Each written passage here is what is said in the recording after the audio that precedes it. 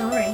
Once upon a time, there was a king and a queen, and they went to feasts and lute concerts, awesome parties, and they really made merry for a good couple of years until the two princesses were born.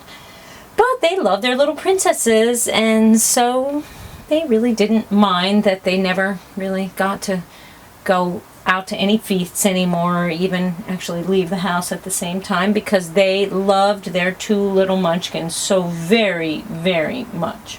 Then one day, when the princesses were just a little bit older, a messenger came to the house with an invitation to a very special ball. And they hadn't been to a ball in a very long time, and the queen really wanted to go.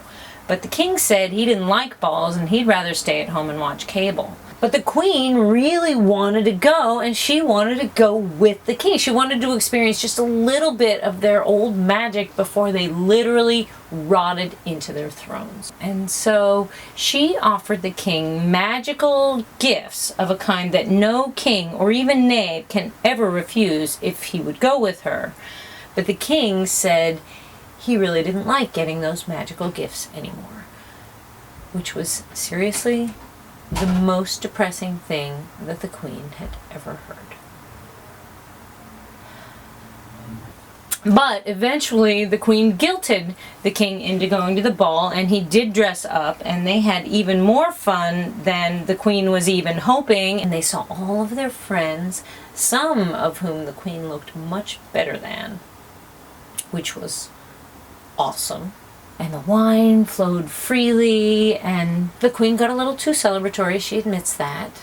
And when the king said that he was ready to go for like the 100th time, the queen made a little joke about how the king wasn't up for much these days, which was totally harmless. It was late night humor, but the king didn't think it was funny at all.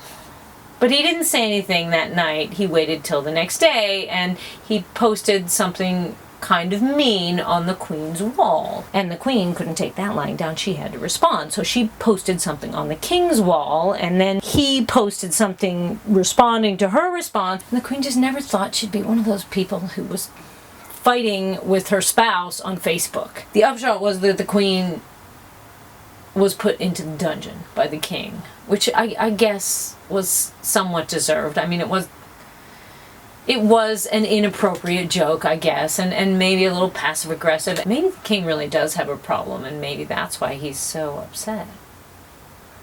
But still, I mean, you think that the king overreacted a little bit, don't you think? He totally overreacted.